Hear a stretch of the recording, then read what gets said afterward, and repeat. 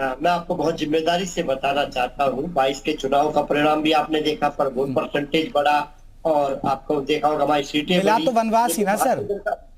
लेकिन भारतीय जनता नहीं, आपका विषय ठीक है, मैं आपके विषय से इत्तेफाक करता हूँ, तो जो परिणाम है। लेकिन आज किस किस से लड़ रहे हैं हम लोग? हम भारतीय जनता पार्टी से अकेले नहीं लड़ रहे, हम लड़ रहे हैं इनके प्रशासन से।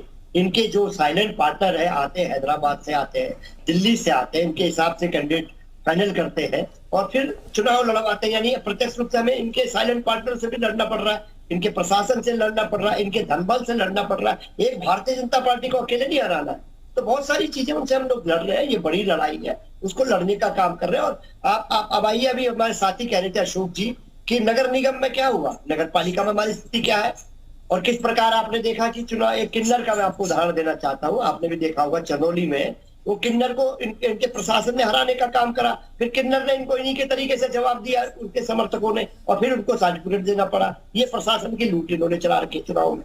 ये क्या देश देख नहीं पा रहा? प्रदेश देख रहा है, इस विषय को समझ रहा है और उचित समय में जवाब। लेकिन प्रोफेसर साहब, मिशन 80 का टारगेट लेकर चल रही है बीजेपी यूपी के अंदर, और आप भी जानते हैं, आपको लग रहा है कि आप अकेले टक्कर दे पाएंगे बीजेपी को? खासकर मैं यूपी की बात करूं, बिना गठजोड़ आप कर पाएंगे? क्योंकि आप तो बार बार जा रहे हैं। अब देखिए केसीआर से मिलने पहुंच गए अखिलेश यादव, विपक्ष को एकजुट करने में जुटे। आप मानते हैं कि अकेले तो आप नहीं जीत पाएंगे बीजेपी से?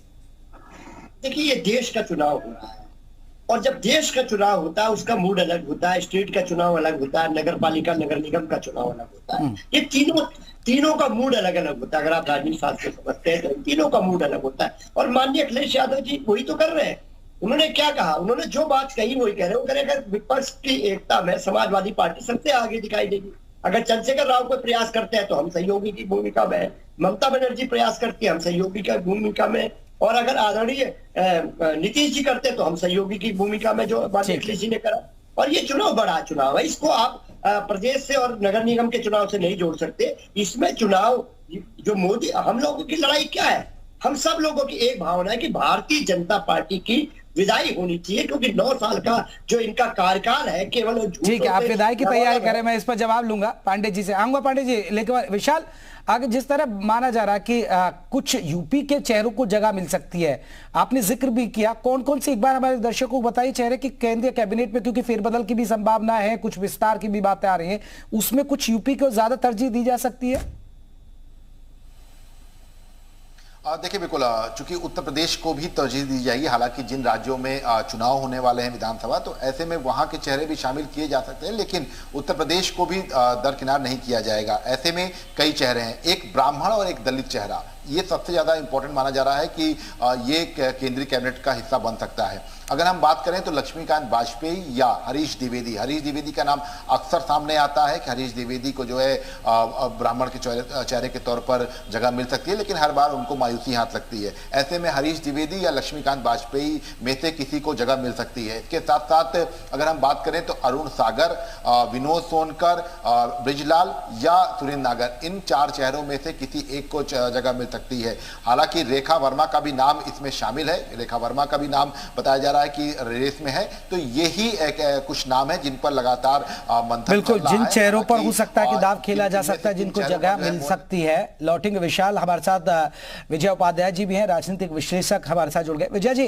कैसे देख रहे हैं, क्योंकि बदलाव की तैयारी हो रही है, संगठन में बदलाव हो रहा है, यूपी को नया प्रभारी भी मिलने जा रहा है, 2024 को मजबूती के साथ लड़ना बीजेपी लक्ष्य लेकर चल रही है, इस बदलाव को आप कैसे देखते हैं सर?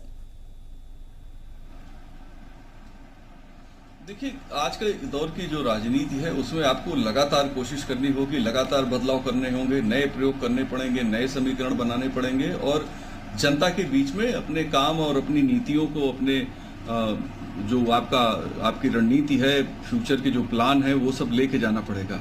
और ये चूंकि जनता बहुत ज़्यादा जागरूक है इस दौर में, जब सोशल मीडिया हर आदमी के हाथ में है और पूरी दुनिया की खबरें उन तक पहुंच रही हैं, ऐसे में राजनीतिक दलों की जो काम वो बहुत बढ़ गया है। अगर कोई सोचता है, जैसे भी जोशी जी कह रहे थे कि हमें कई लोगों से लड़ना है, तो राजनीति चीज ही ऐसी है कि आपको कई लोगों से लड़ना पड़ता है। पहले तो अपने आप से लड़ना पड़ता है, अपनी पार्टी के कार्यकर्ताओं को मोबिलाइज करना पड़ता है, अपने ऑर्गेनाइजेशन को सक्रिय करना पड़ता है, एक ऐसा नेता सामने रखना पड़ता है जो अच्छा बोलता हो, जो जिसकी जनता में साख हो, फिर उसके बाद आपकी सेकंड लाइन लीडरशिप होनी चाहिए, थर्ड लाइन लीडरशिप होनी चाहिए।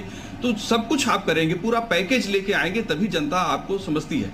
लेकिन आप देखिए कि इतना सब कुछ करने के बावजूद ऐसा नहीं कि बीजेपी अजेय है, बीजेपी भी हारी है, चाहे कर्नाटक में हो, हिमाचल में हो, या इसके पहले पश्चिम बंगाल के चुनाव में हो। तो ऐसा नहीं है कि इतना सब कुछ करने के बावजूद बीजेपी जीत ही जाएगी। बीजेपी को भी चुनौतियां रहती है, लेकिन वो अपनी चुनौतियों को समझती है और मेहनत करती है।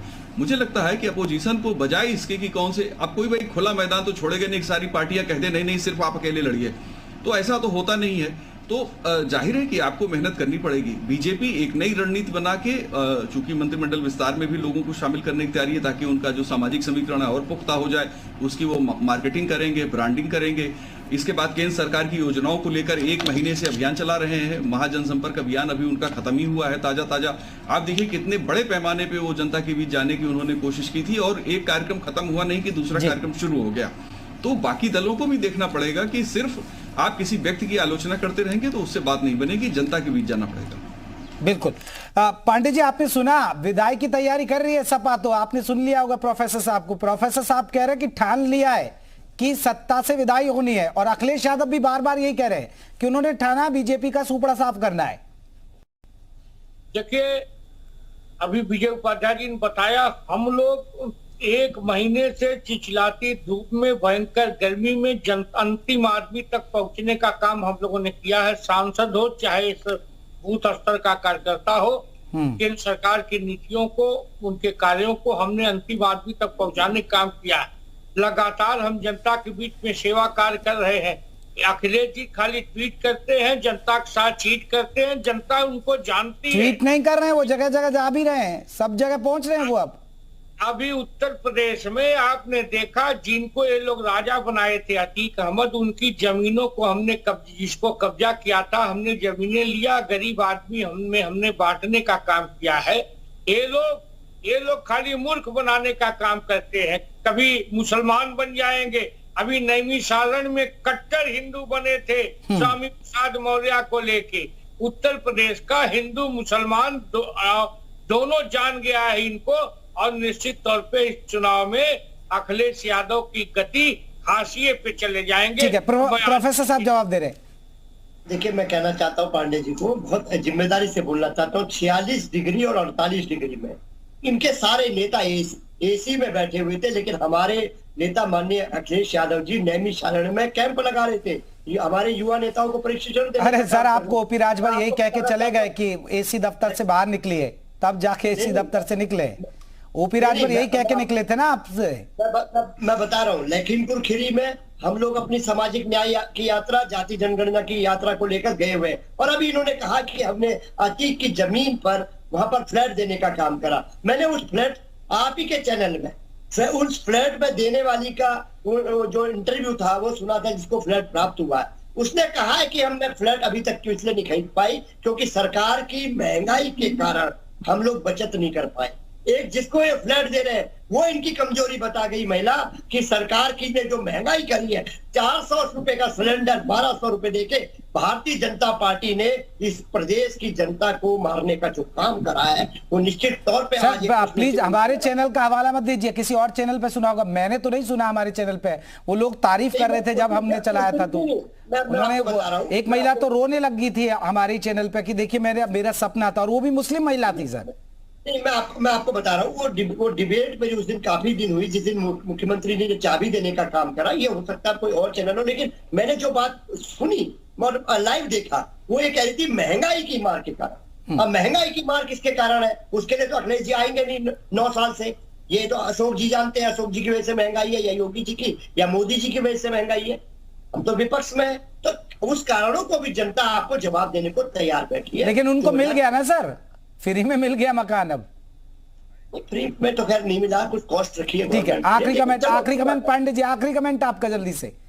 देखिए, जनता इनको देख रही है। इन्हीं लोगों ने राजनीति का यूपी में अपराधीकरण कर दिया था। उत्तर प्रदेश में जंगल राज था। जब हम दुर्दांत अपराधियों का इनकाउंटर करते थे तो ये परशुराम की मूर्ति लगाने लगते। पूरा प्रदेश की जनता जानती है इनसे निजात दिलाने के लिए ही हमें। चलिए सर, आप बदलाव कर रहे हैं और इस बदलाव से आपका बेड़ा पार होगा, देखना बड़ा दिलचस्प होगा। आप बदलाव करिए और कितना बदलेगा होगा। बहुत बहुत शुक्रिया आप सभी मेहमानों का हमसे बातचीत करने। विशाल, आपका बहुत बहुत शुक्रिया।